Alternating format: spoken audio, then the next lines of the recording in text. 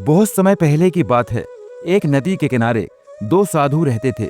एक अनुभवी और वृद्ध था, दूसरा युवा और ऊर्जा से भरा हुआ। युवा साधु को अपनी कठोर तपस्या पर बहुत गर्व था। वह अक्सर कहता, मैंने अपनी इंद्रियों को वश में कर लिया है, अब मैं कुछ भी कर सकता हूँ।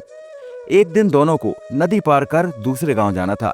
जब वे किनारे पहुंचे तो उन्होंने देखा कि एक गरीब महिला वहां खड़ी रो रही थी। जलस्तर बढ़ गया था और अकेले पार नहीं जा सकती थी। वृद्ध साधु बिना कुछ बोले आगे बढ़े, उस महिला को अपने कंधे पर बिठाया, नदी पार कराई और दूसरी ओर सुरक्षित उतार दिया। युवा साधु यह देखकर दंग रह गया। वह मन ही मन क्रोधित था, क्योंकि उनके नियमों के अनुसार किसी स्त्री को स्पर्श करना वर्जित था। 2 घंटे की पैदल यात्रा के बाद जब उनसे रहा नहीं गया तो युवा साधु चिल्लाकर बोला, गुरुजी, आपने तो नियम तोड़ दिया।